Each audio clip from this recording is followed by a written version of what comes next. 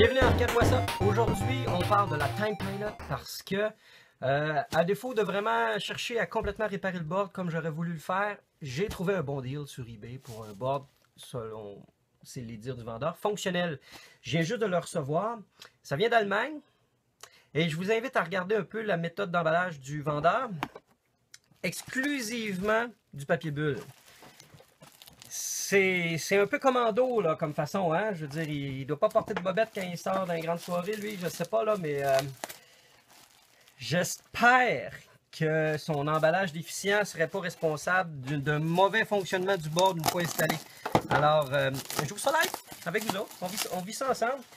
Je dirais là, écoute, on voit les pattes, on voit le board là, on voit vraiment là. Les douanes, ils n'ont même pas besoin de déballer le paquet pour savoir c'est quoi qu'il y a dedans. Ben, en fait, c'est sûr, je pense pas qu'ils sont familiers à avoir à dealer avec des PCB d'arcade de 30 ans régulièrement. Mais on voit le vert, là, tu sais, c'est fascinant comment il s'est dit. Ça va être correct, pas besoin d'en faire plus que ça, man.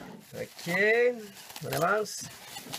Oh, sérieusement, là, pour faire plus chic que ça, là, je pense qu'il faudrait emballer ça dans de la circulaire Jean Coutu avec des cure-pipes, là. Donc, je suis excited parce que si je réussis à faire marcher la Time Pilot, ben je vais avoir non seulement une cocktail table Time Pilot fonctionnelle pour pas cher, mais aussi je vais avoir des pièces de spare avec l'autre board. C'est sûr que je vais essayer quand même de diagnostiquer l'autre board correctement pour savoir qu'est-ce qui a fait qui ne marchait pas. J'ai eu des très bons commentaires, avis techniques sur quoi faire sur le forum de discussion Clove, Killing List of Video Games. Ah, voilà. Bon, particulièrement poussiéreux. On voit qu'il y a quand même l'usage. En dessous, c'est que ça dit. Bon, en dessous, c'est très, très, très beau. Fait que ça, il n'y a pas à dire. Chose à mentionner, c'est un board bootleg. C'est pas un board officiel de Konami. Mais l'important, c'est que dans la cocktail table, c'est un bootleg aussi. Fait que c'est pour ça que je l'ai eu pas cher. Parce que normalement, c'est peut-être 250$ sur eBay. C'est sûr qu'eBay, c'est des prix extrêmement gonflés en matière de PCB. Mais lui, je l'ai eu pour une quarantaine de piastres. Là. Ça fait que ça aurait été prix d'acheter des pièces de spare finalement. Là. Fait que j'ai décidé de prendre un guess. Puis là, genre une petite inspection visuelle. Des fois, moi, j'ai un petit fétichiste où ce que j'aime redresser les condensateurs penchés. Juste parce que des fois, vérifier s'il n'y a pas une patte de pété. Ou s'il n'est pas pété, peut-être juste le fait de la lever, ça va la péter. Ce qui veut dire que si une patte de condensateur lève juste à la lever, ben, ça voulait dire que c'était vraiment dû pour lâcher. Donc, je fais comme, sans faire ça en sauvage, je fais juste provoquer peut-être des trucs qui allaient se produire dans un très très court délai de toute façon. Board, ça c'est le coin audio, ça a l'air beau, il n'y a rien qui a chauffé. Ici, il va falloir que je remette peut-être un petit peu de papier parce que ça c'est des EEPROM programmables. Ben, EEPROM, ça veut dire que c'est programmable. Puis il y a une petite fenêtre ici qui est exposée à la lumière. Puis si c'est exposé à des rayons UV trop longtemps, ça peut s'effacer. Là, dans ce cas-ci, là, c'est très très court. Je vais le tester comme ça. Je vais faire mon commando, moi, avec. Normalement, ce que je ferais, là, ben, puis c'est ce que je vais faire aussi pour assurer la longévité du board. Je vais retirer toutes les puces qui ont des sockets. Donc, toutes les EEPROM, entre autres, puis la mémoire qui est là. Je vais les enlever, je vais les nettoyer. Je vais changer les condensateurs aussi, parce que ça, c'est bien important là, pour, premièrement, le son soit meilleur possible et que le voltage soit constant et égal à la grandeur du board. Mais pour l'instant, on va l'essayer comme ça. Et on va souhaiter que Michael Weber d'Allemagne, malgré ses déficiences d'emballage, juste d'emballage, là, je pense que c'est un gars très intelligent, mais c'est juste le fait d'avoir emballé ça dans du papier bulle me fait dire qu'il aime living on the edge. On se revoit autour de l'arcade. Ok, c'est là qu'on est rendu. Alors pour des raisons de logistique, j'ai déjà installé le board sur la petite planchette qui supporte le PCB et puis le connecteur est mis. J'ai eu un peu de misère à mettre le connecteur, la largeur était comme du contact était trop grosse. Il a fallu que j'utilise de l'exacto pour tailler un peu de chaque côté pour que le connecteur rentre. Ah! C'est toujours un petit stress quand on met le power on. Bon, ok, j'avoue, je devrais peut-être même visser ça, là. C'est pas super ultra legit pour l'instant, mais on veut juste voir. Ça marche-tu? Est-ce que Michael Weber est un vendeur allemand, digne de confiance. Hey, bouge plus. Qu'est-ce que j'ai dit? Bouge plus.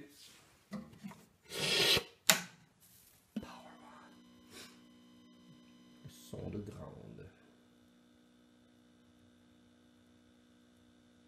Oh oh, c'est d'un excellent augure.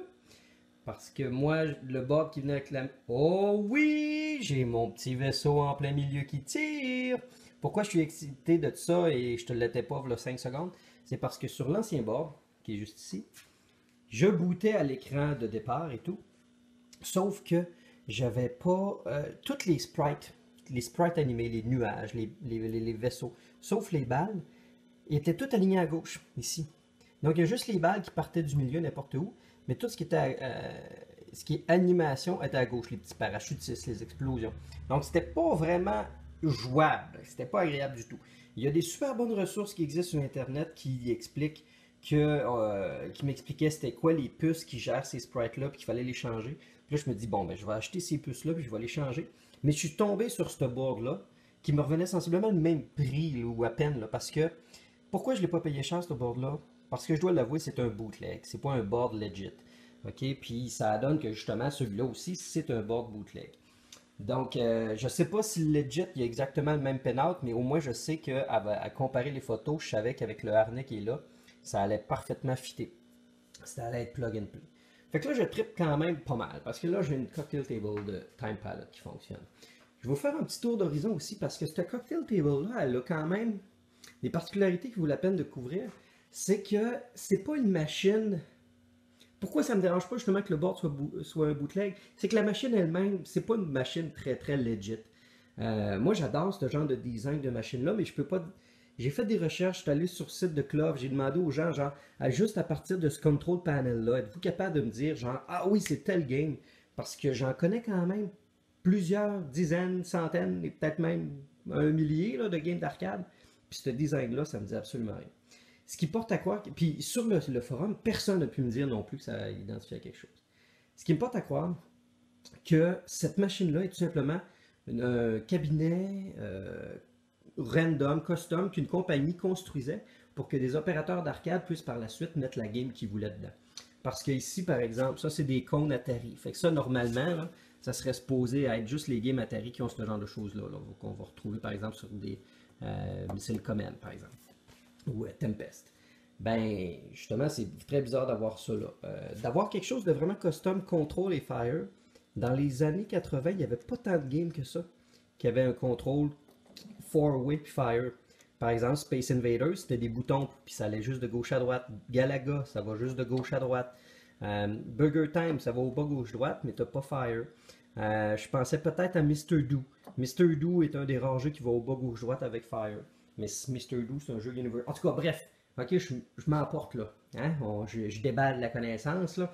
Mais bref, cette machine-là, ma conclusion, c'est que c'est une machine générique. C'est un cabinet générique dans lequel ils ont mis un écran, puis ils ont fait une petite palette, mettre le PCB. Ça, c'est le power supply que j'ai dû changer. Parce que quand quand j'étais allé chercher la machine bootait pas, l'écran partait pas. Le power supply était pété.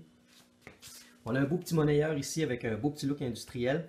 Après ça, on a le coin door ici avec la barre de fermeture que les opérateurs mettaient lorsqu'ils recevaient la machine pour ajouter plus de solidité à la coin door. Ici, un petit détail intéressant qu'on ne verra pas. C'est trop noir. Je sais pas, je peux-tu allumer la lumière? Non. C'est le compteur. D'habitude, le compteur est à l'intérieur de la coin door, mais ici, il est visible de l'extérieur. Fait que c'est le fun, on est capable de savoir combien de games qu'il y a eu dans la machine. Très microscopique, petit speaker ici que je vais sûrement changer parce que le son est pas super enlevant. Ici, j'ai la chance de voir justement le pin-out de la game. C'est le fun quand on trouve des vieux papiers parchemins comme ça, archéologiques. Oups, choc statique. Hop. Alors, après ça, ici, j'ai les barrures. J'ai la chance d'avoir les clés. Les deux clés pour les barrures, puis même la clé de la coin door. J'ai même les petites braquettes pour les contours qui manquent ici. Donc, ça, je suis vraiment intéressant. Ça fait que ce qui me reste à faire sur cette machine-là, c'est essentiellement de l'esthétique, de la mécanique. C'est-à-dire, je vais peut-être refaire les condensateurs de l'écran, mais surtout, esthétiquement, je vais refaire ce panneau de contrôle-là qui fait vraiment dur, là, qui est vraiment pas top. Je le trouve visuellement beau, mais il a vraiment besoin d'un super gros nettoyage. Même chose pour les pattes, on va chaîner. On va baisser la machine, qui est en ce moment un peu au maximum. Elle est montée sur des espèces de petites pattes qui, on enlève les loquets, puis on est capable de baisser la machine, la mettre plus basse un peu. On va regarder un peu de quoi ça a l'air, justement, là, la game. Hop. Voilà. J'ai oublié de mettre des crédits si on veut s'amuser un peu. Il faut que j'actionne manuellement le coin. Ah oui, on a du son. Hey, j'avais même pas vérifié. Time Pilot. Le concept du jeu est d'abattre des avions à travers le temps. On commence avec la Première Guerre mondiale en 1910 où on doit abattre des biplanes. On a la quantité d'avions ici à abattre pour être capable de se rendre jusqu'au boss. Une fois qu'on a terminé, on passe à 1940, je crois. Après ça, c'est les années 70. Et puis après ça, je pense que vu que le jeu était fait en 82, on se déplace jusqu'en 82. Et après ça, je crois qu'on va dans les années 2000. C'est un jeu qui commence assez facile, juste avec une main. Mais il me semble que les premiers tableaux sont faciles, mais ça devient très rapidement très difficile. Aussi, je vais devoir faire une nouvelle vitre. La vitre est dégueulasse. Super ultra graffinée. Il y a quelqu'un qui a fait de la peinture pas loin. Il y a du fiume de peinture. Ça a été fait homemade par Technojeux. C'est pas une plaque. Parce que par en dessous, on voit que ça a été peinturé. Ils ont fait des pochoirs, puis ils ont peinturé, puis ils ont fait des petits imprimés avec du beau comics sans MS, là, comme typo. C'est très homemade, là. Il n'y a rien de legit là-dedans. Là. Ils ont fait de la pub. Ils ont mis une petite place pour le logo Konami. J'enlèverai pas la vitre, là, mais je l'ai faite l'autre jour, puis ça sera pas un péché que d'en faire une nouvelle. Alors voici ce qui conclut la portion Time Pilot, genre, elle est fonctionnelle. Et les prochaines vidéos, ça va être la restauration visuelle pour la faire looker comme elle a pu le faire dans son jeune temps. Ciao!